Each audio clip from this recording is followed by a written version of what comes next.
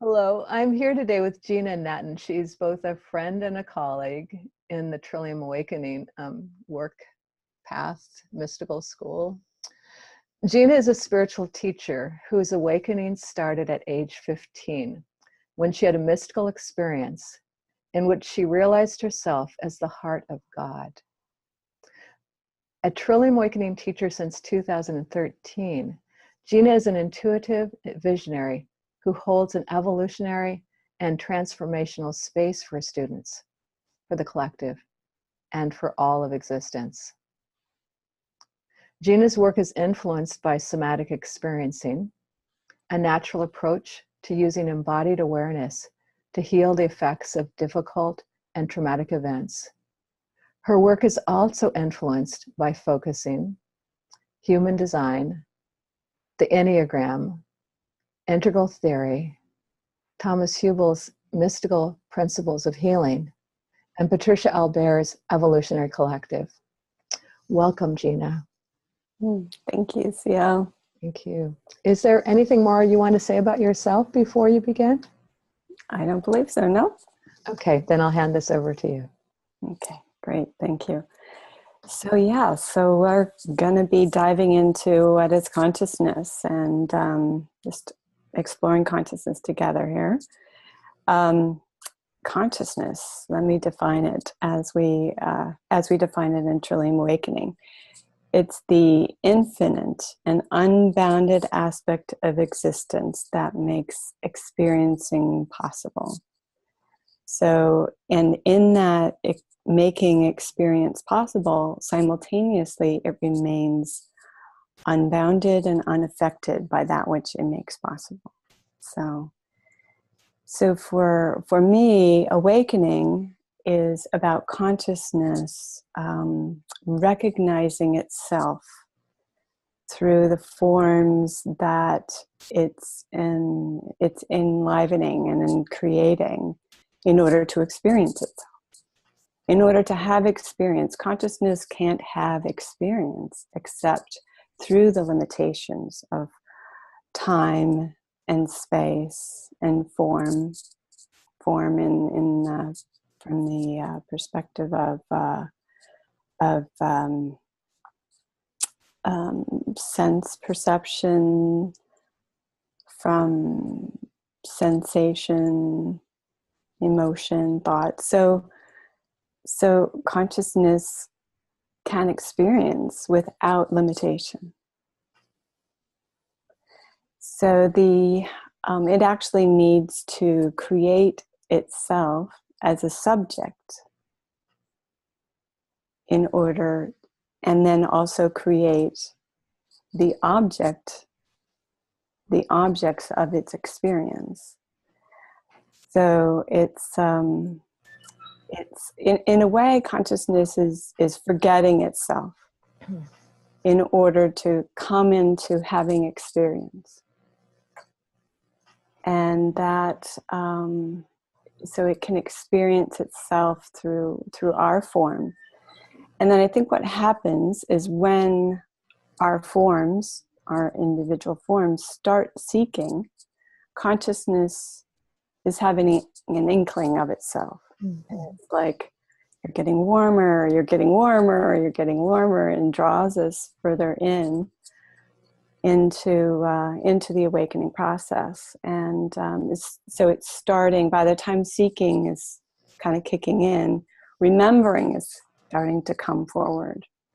So it first forgets itself, and then through our form remembers itself and recognizes itself, remembers itself.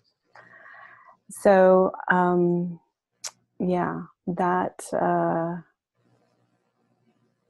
that's, let me see if there's anything else I wanted to say about that.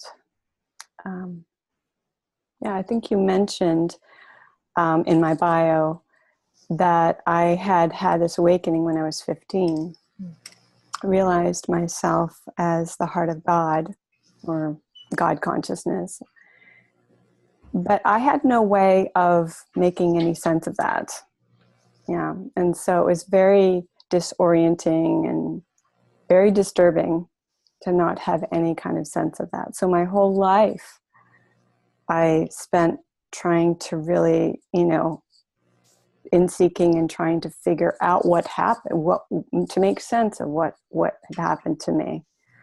And so consciousness was, at work in me for 30 years, trying to, bring me back to that recognition, really understanding and really kind of sealing the deal or making complete that which had started when I was 15. Mm-hmm. And so I remember it was probably about maybe 10 or 15 years before I had my, the seal the deal awakening of what we call whole being realization in Trillium Awakening. I was kind of playing around with meditation and so forth. And I was noticing stillness a lot. And I was noticing that stillness between the thoughts, the stillness between words, stillness between everything. And then all of a sudden stillness became getting louder and louder. And I really, that ground of consciousness through stillness really came forward for me. And I really saw that, there's an aspect that was always aware, always pervading everything and always aware. And, so that, and that stillness, it was also a very, it was an experience. It was an experience that I could feel that silence was always, underlying everything and pervading everything, not only underlying everything, but actually pervading everything. And, and so it was much later that I realized that it was somehow mysteriously in that pervading actually also making everything possible. And so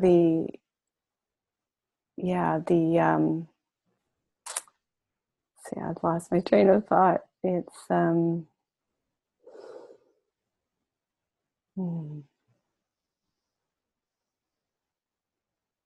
So one of the things that would happen then, this was, like I said, about 10 or 15 years before my seal the deal awakening, that I would close my eyes and I would kind of disappear into the silence.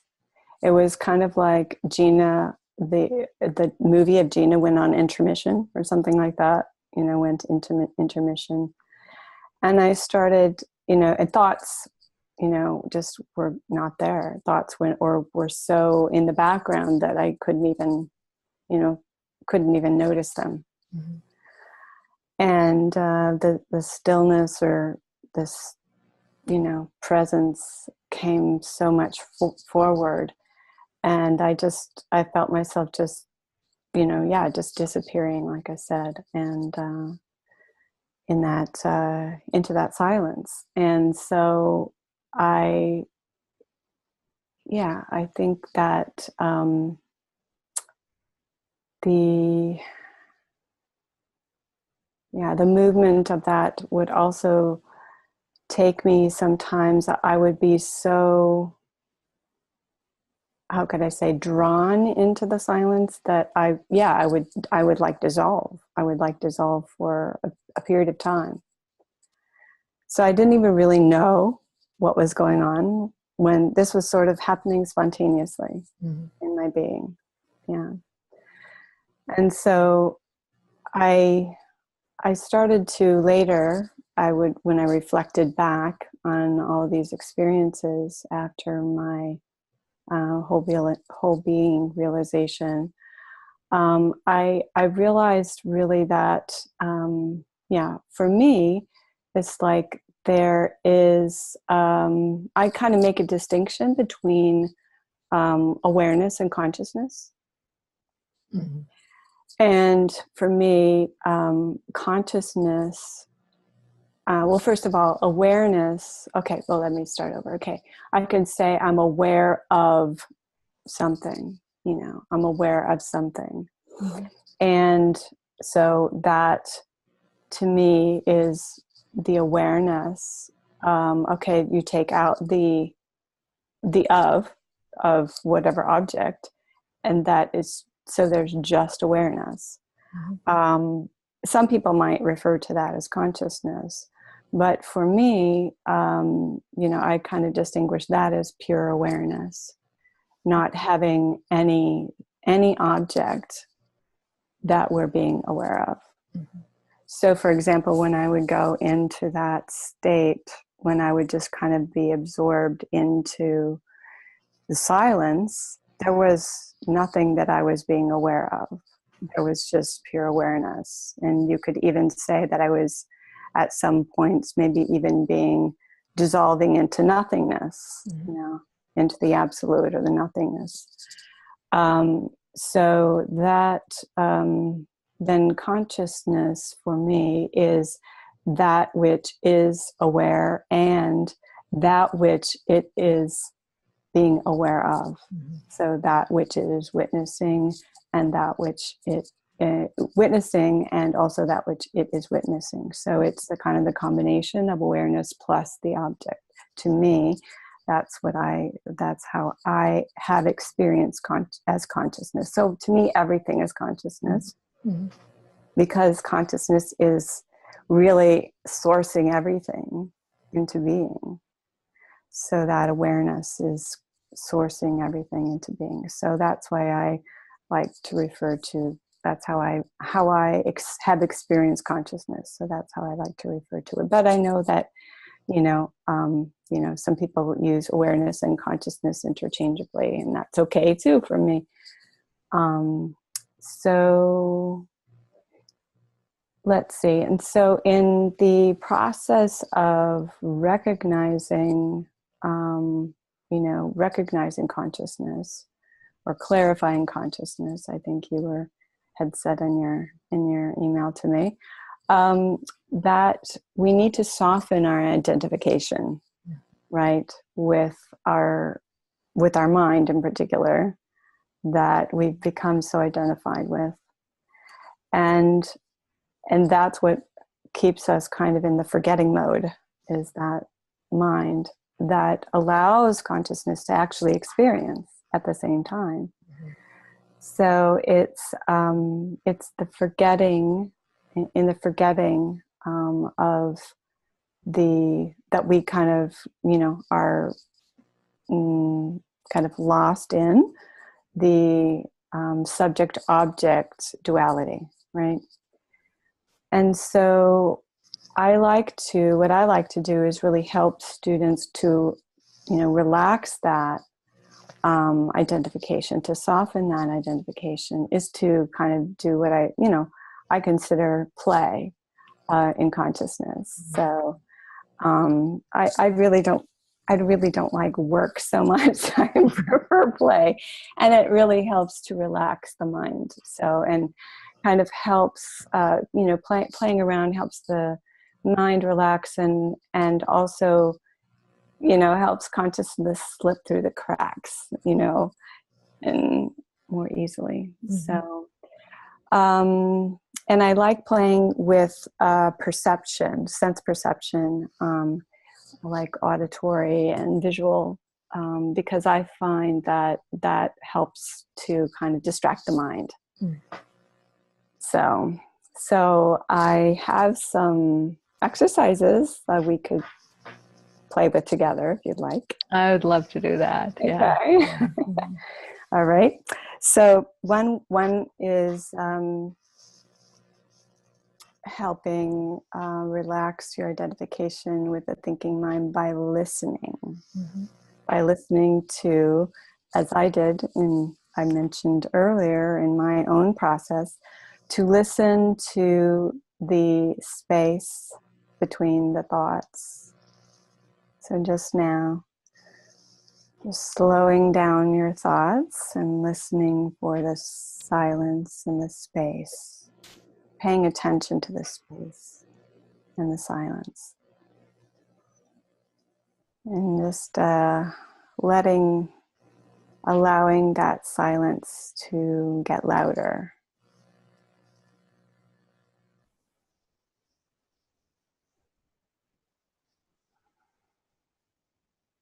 And come forward even more.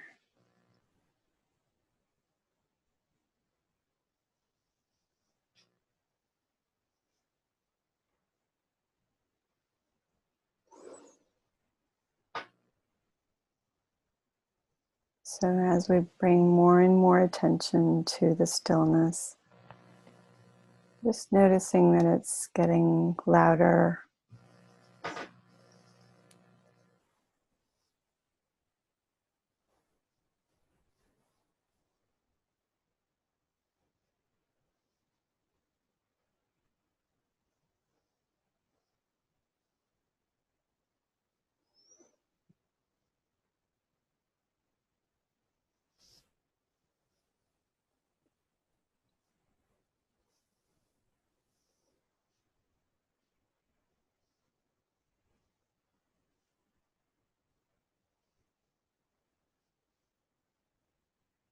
And as the stillness gets louder and louder, just noticing, relaxing the form and thought and your body. It's in the background.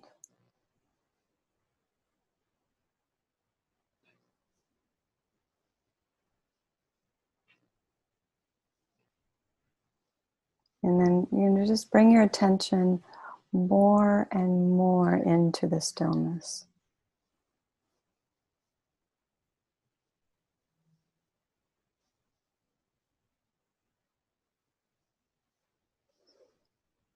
And just resting and knowing that the form is always there.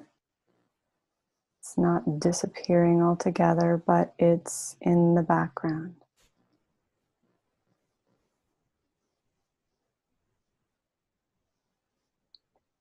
And just placing more and more attention on the stillness.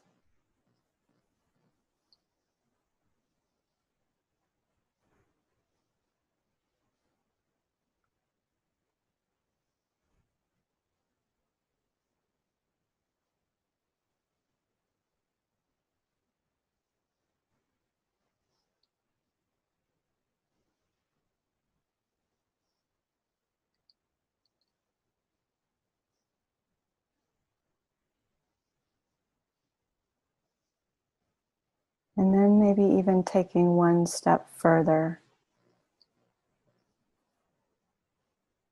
and letting your attention merge with the stillness.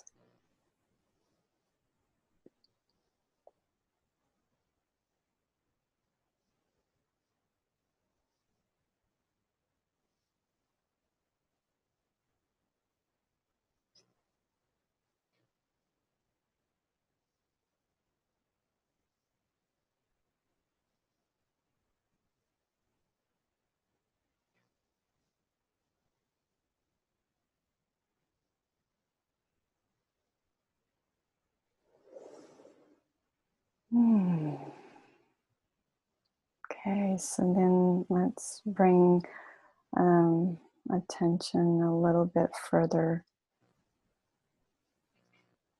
forward into bringing more attention to form again that has been in the background, and mind and thought.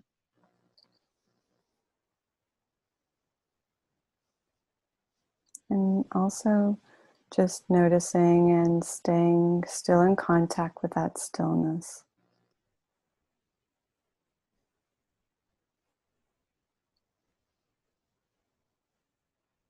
And as you bring more of the form and attention into the foreground, noticing that the stillness is always there.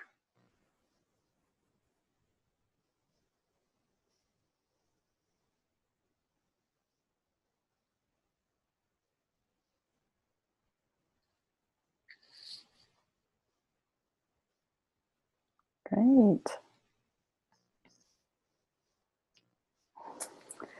So let's see, we can move on to another exercise. Mm-hmm. Thank you. That was really quite yummy. Yeah. Good. Is there anything else you want to say? Just, the simplicity of having someone make suggestions as to where you can put your awareness, because awareness can be directed, but we forget that, that, I can let my awareness be with stillness. And I found in my own life, in my own sake also, I kept going like, well, if I'm not quite sure what she's saying, I could at least imagine stillness. And then that would be like, oh, it is there after all. Like, so just that I do find myself forgetting, like you talked about forgetting consciousness. It's the whole way of forgotten it. We've also forgotten how to access it. That's part of the what got set in place. And so just really simple instructions like that. Yes, absolutely. Yes, absolutely. Attention is awareness, right? Where we put our attention, it's like awareness is not local. Yeah, okay. Right? And awareness can go anywhere, or we can bring our attention, and as awareness, we can go anywhere. And look at what happens when we bring our attention to something, right? We actually bring it into, we're not only witnessing it, but we're bringing it into being. Right. Yeah. It's like you're like, by focusing on the stillness, it's actually almost like we're enlivening the stillness by focusing on it, right? Yeah. And bringing it forward into being. Yeah. That's how we're created. through the direction of awareness. So awareness, infinite awareness, can only experience itself and create through our individual awareness. Yeah. So it's beautiful. Yeah. Thank you. Right. So shall we move on to the next one? I would love to. Okay, great. So there's another exercise that I like to do, and this kind of involves the more of the visual sense. So it's the magic eraser exercise, but I have a different twist on it. So I don't know. There are lots of people have heard of and probably gone through the magic eraser exercise, but what I'll just repeat what it is, and that is imagining there's a big, huge, giant eraser, and we can, close your eyes. And with this giant eraser, we're going to just erase ourselves. Just erase Cielle, and I'll erase Gena.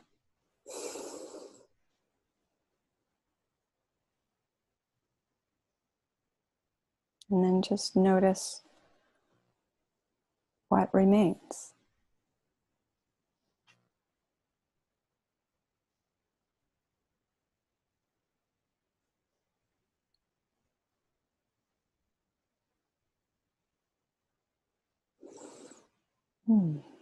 So that's a simple one, and you can open your eyes. And I don't know if you wanted to say anything about that.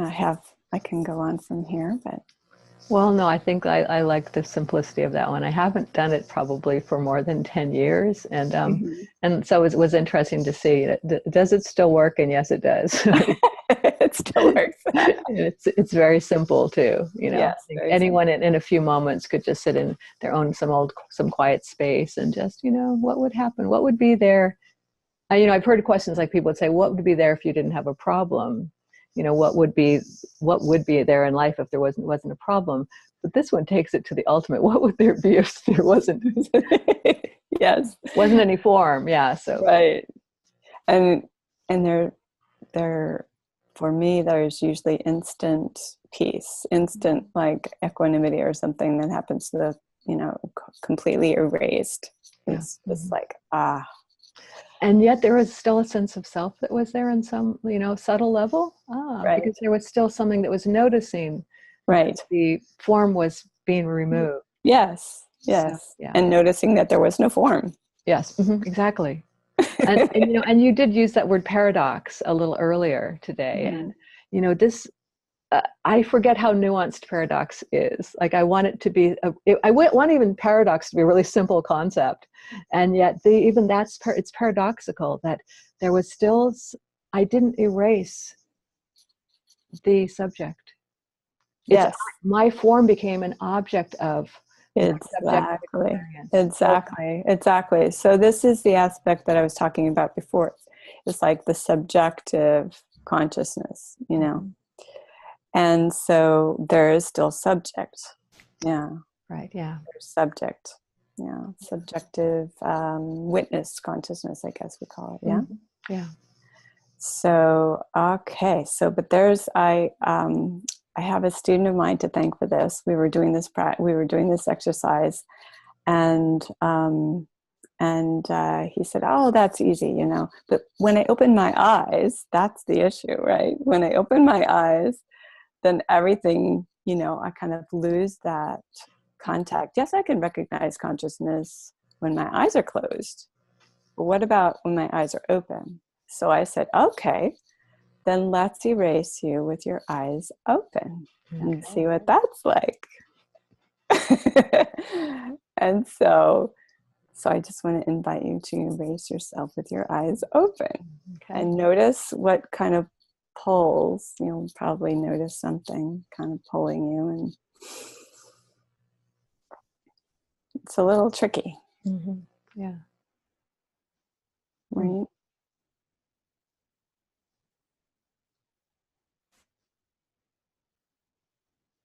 Yeah.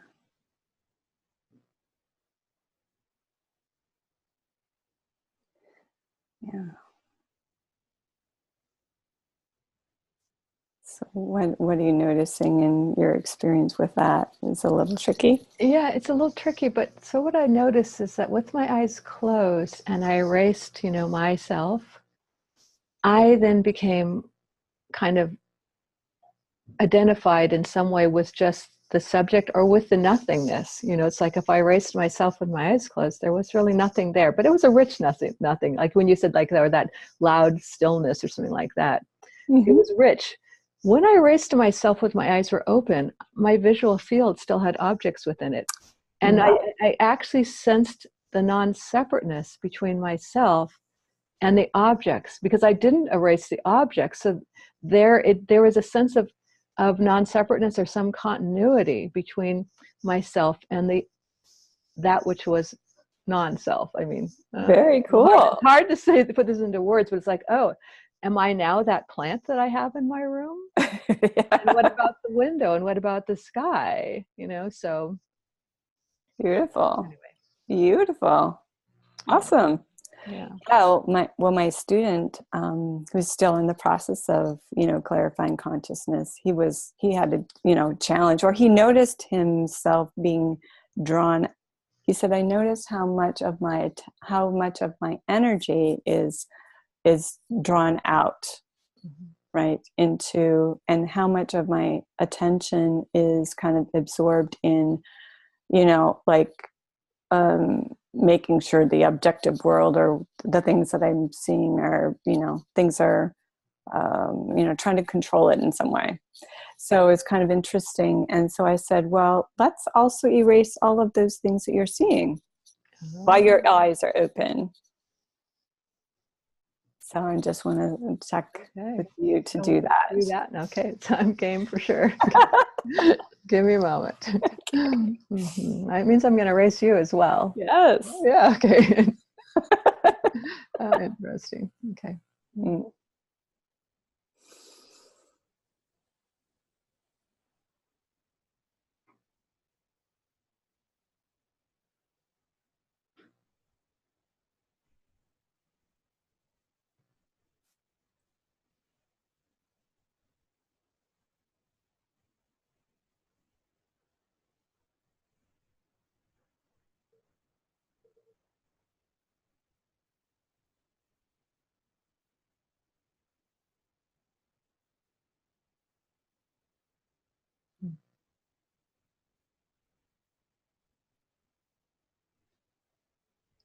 Yeah. Beautiful. Definitely enter into this space without form. Mm-hmm. Yeah.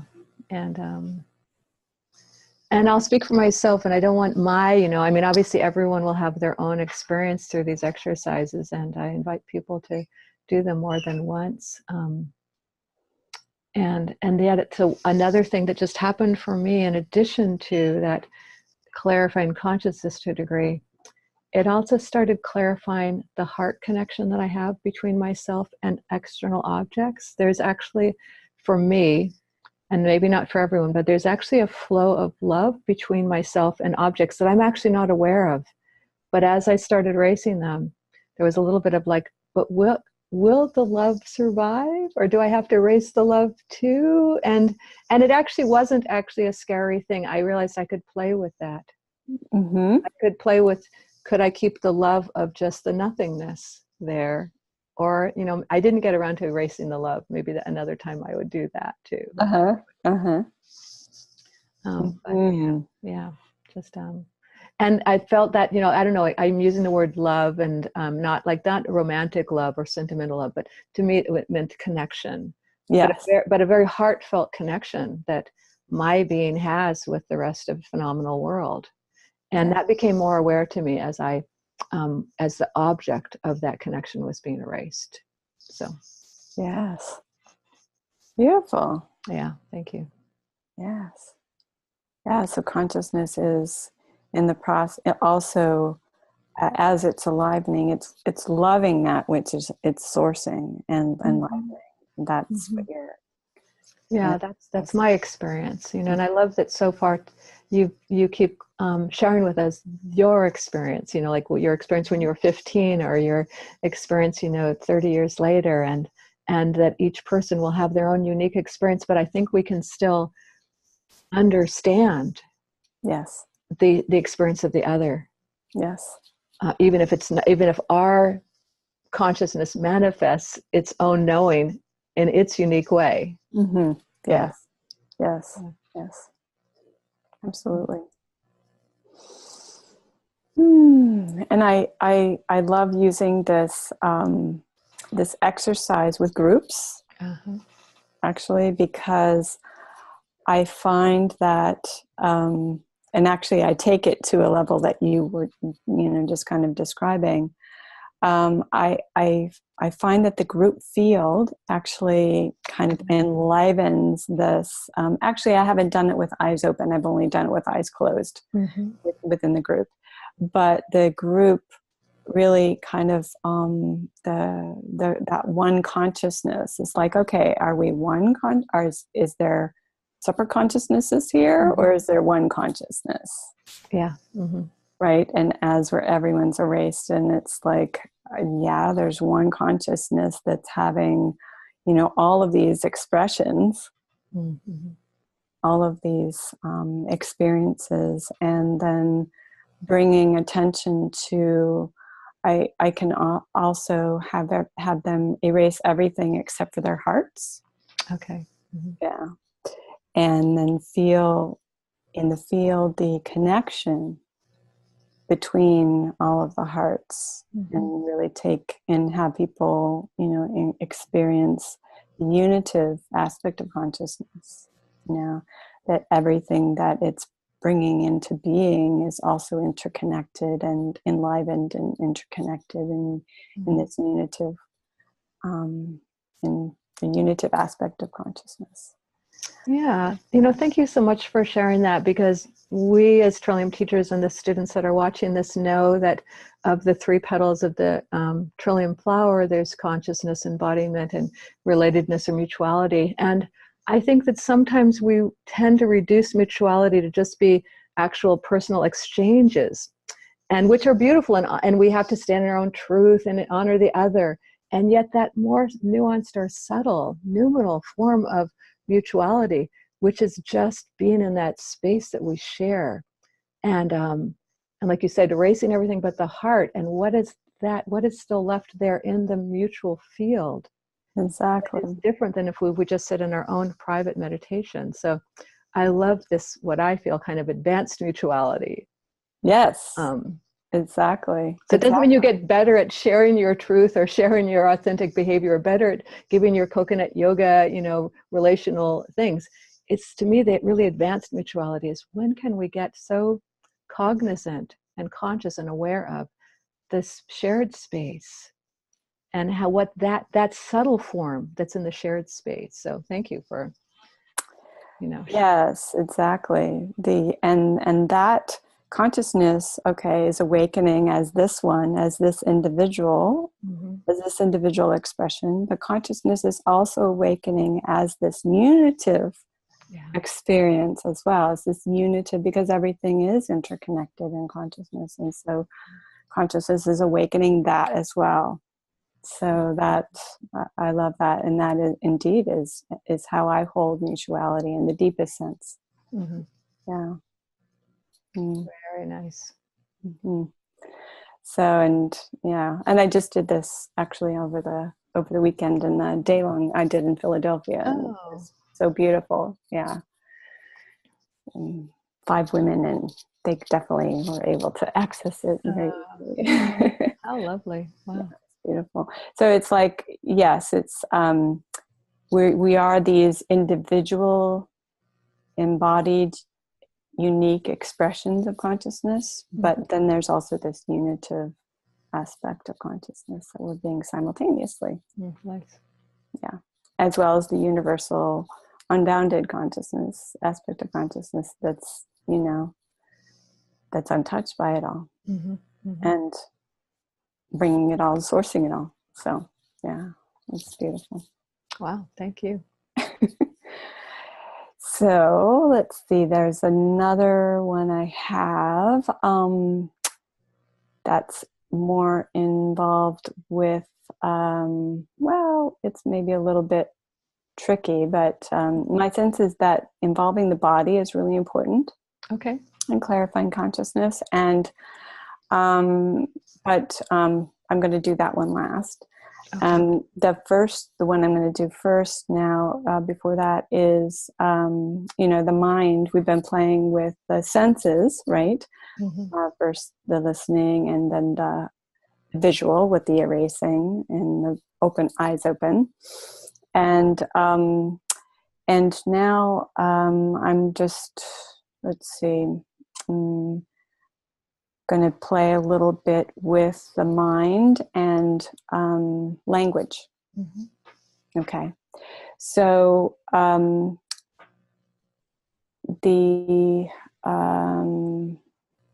think the body has a sense and knows that it's consciousness, but it's been co-opted by the mind and takes us into that forgetting.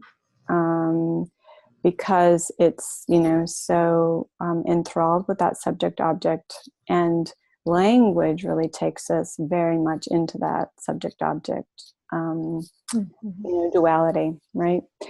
And so, that, we get obsessed or whatever, or focused on putting things in categories and labels and, experience. And so this practice is really about, letting go of the language. So just noticing language, and that we're thinking in thoughts, or we're thinking in words rather. And, labels, looking around the room, seeing, okay, I'm putting labels on everything. And what is it like to let go of all the labels and let go of the words?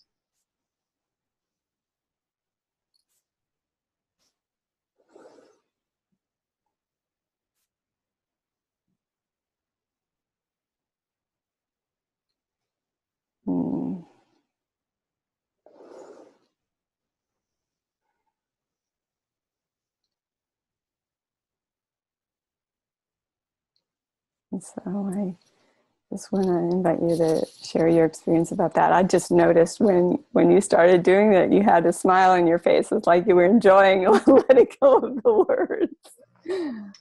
Yeah, I did. And sort of, maybe what made me smile also was that I first let go of the labels of the things that were in my visual field. And when those got left, unlabeled, it did open up more of a feeling of more spaciousness. And then I started realizing, but then I'm left with sort of feelings like like happiness, or even even physical sensations. So then I thought, well, let's let go of the label of that too, and just feel it in a more pure sense. And then I wanted to even let go of whatever was that I might label that more pure sense of the inner experience. So it did, it's so interesting too how quickly we can do these things too. You're like, okay, drop the labels of there's a plant and there's a stapler and there's a window, and okay, I can drop those labels. But then it's like my attention got directed inward, and then okay, let's drop those labels too and just be. Yeah. Yeah. Dropping, yes, exactly. Layers and layers and layers, and just, yeah. And I will say that this is a challenge. I think this is a challenging one if you have an active mind, right? Oh, sure. Mm-hmm. So if you have, if your identification with the mind is strong, I think it can be challenging, right? It's like letting go of labels so it can be sure. Okay. be challenging, I think, for some folks. So I just wanted to, throw that out there too. But I love just like letting go of language and letting go of words and labels, and it's just like immediately takes me into feeling of more of a blissful feeling, like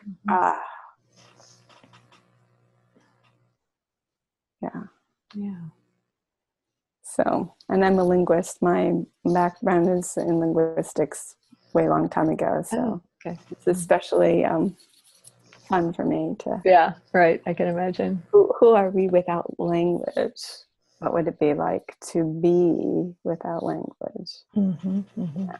So, and let's see. Yeah. So when you were then everything dropping away and just being, what was that?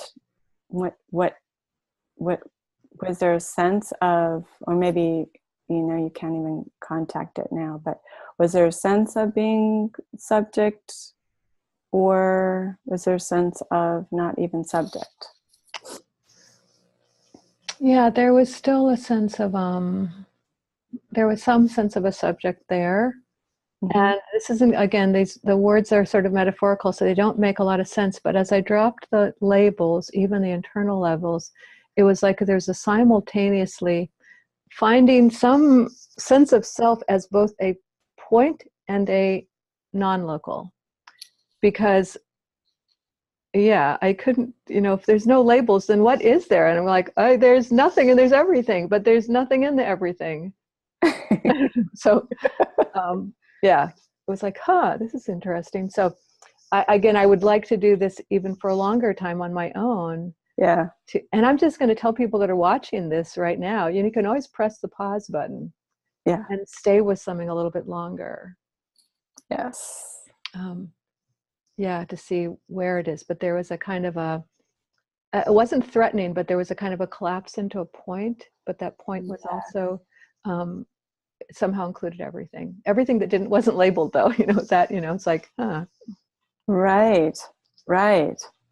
That's interesting. Yeah. So kind of, there was maybe a collapse in a way of the subject almost. Yeah. Right. Or it was, maybe that was starting to come. I mean, when folks talk about awareness, being aware of itself, right? That to me is like kind of collapsing into the nothingness. Yeah. Into that total absorption. Yeah. Okay. Yeah. Because there was the labels actually subtly absorb us in the phenomenal world. And as the labels were taken away, there was less phenomenal world to get absorbed into, even if it was not being recognized that that's what's happening, and left with just, well, what is there then? It's like, yeah. Yeah, it's fun. I love playing with these things. Yeah, and I like that you said You like to play. You don't like to work. You like to play. So yeah, thank you. Great.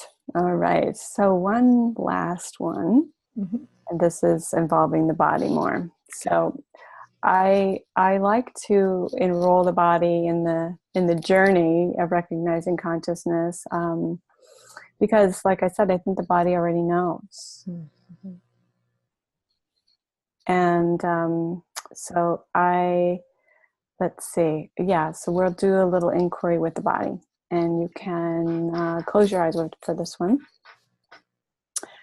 And just notice what sensations and knowings arise for you as I ask each of these questions. Okay. Okay. First, let's check in with the heart, tuning in with the body first of all. Just tuning in with the body. Feeling your feet, legs, seat, torso.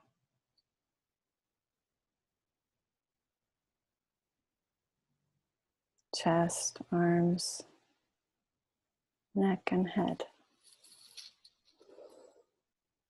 Okay. So now we'll just inquire in the heart of the heart. Does the heart know that I am infinite consciousness?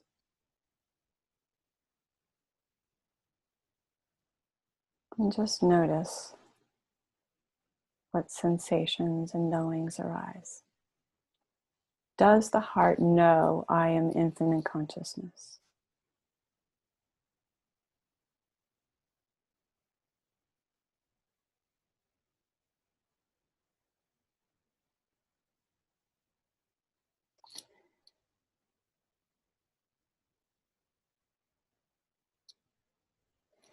And then does the belly know? Tuning into the belly. Does the belly know that I am infinite consciousness? Just notice what sensations or knowings arise.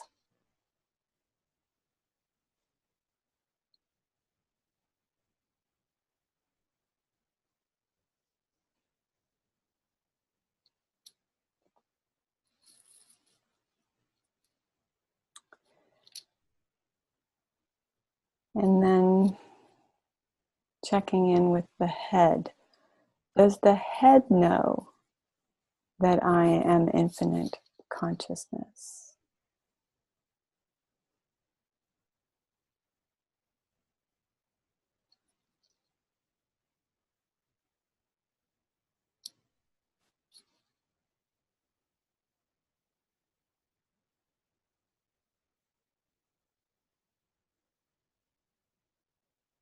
And then just tying all three together, tuning all three together, the heart, the belly, and the head. Do all three know that I am infinite consciousness?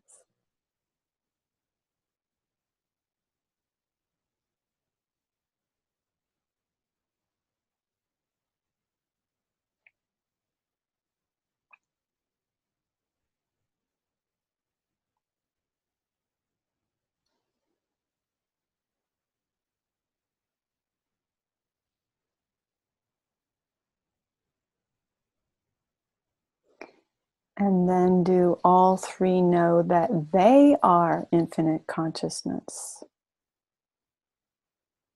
The heart, the belly, the head, do all three know that they are infinite consciousness, not separate from the I am?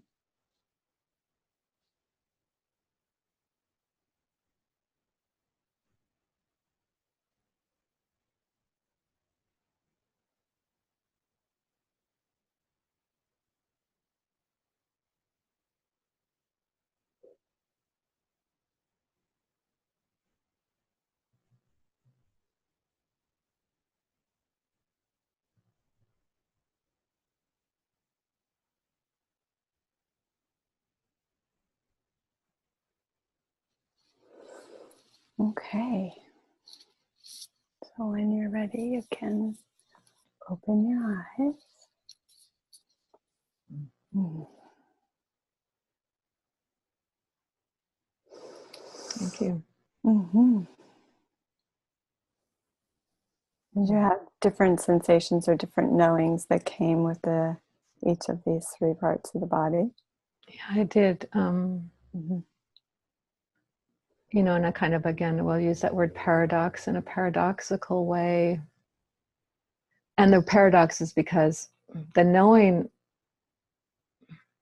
really isn't different, but it shows up differently, I found, in the different centers. It's like, I always say it's a paradox, but there was more of an association of with the heart, that I know myself as consciousness through infinite love. Mm-hmm. Mm-hmm. And in the belly, it was like a metaphor, it was shown to me, of it being an infinitely large, like a bowl that was holding everything.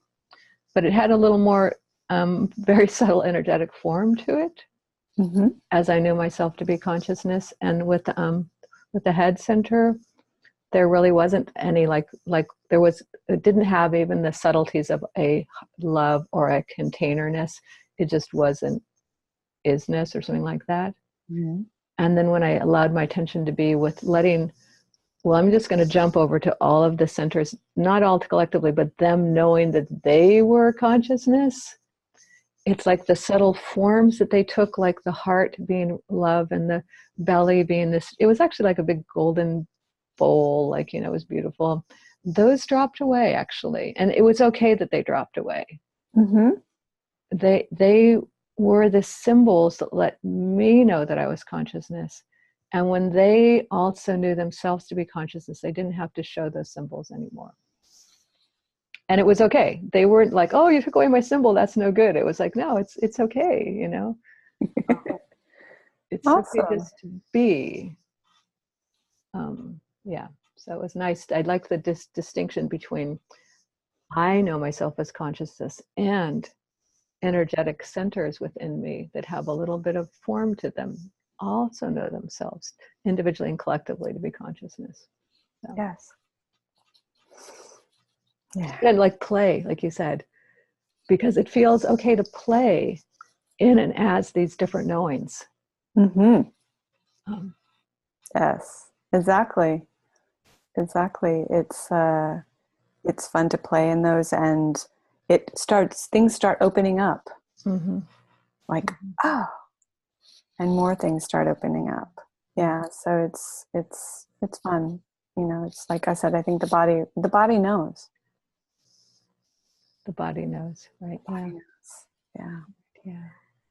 Yeah. So those are my exercises that I wanted to, just play with today. And Very rich. oh, Thank you. Thank you so much for taking the time to, you know, meet with me today. Obviously, these are exercises that you've developed and used for quite a number of years. Like you said, even we're doing a play shop, maybe we should call it, just over the weekend, and led people through these exercises. So, but thank you for making them available mm-hmm. to more widely through this. And I just of course, want to remind anyone that's listening to this that you can find Gena on trilliumawakening.org. And she has a page. It's pretty easy to navigate that website. There's a little link near the top that says Teachers and Mentors. And if you click on that, you'll rather quickly find Gena and find out more about her. And are you taking on new students at this point in time? Absolutely. Okay, so if people want to contact you, the contact information is on. And I also know that you and your husband both teach individually and collectively. Like, you know, you did this workshop in Philadelphia, and I know that you all are you travel around the country and do workshops. So people can, if they want to be informed about when your next workshop is, again, go to trilliumawakening.org, find Gena's contact information, and send her an email, and she can put you on her announcement list. So. Oh, great. Is Thank there you. is there anything else you want to say in closing? No, I No. just I had fun. I love taking people into the experiential. That is what I enjoy so much, is that there's so much richness in everyone's experience. Right.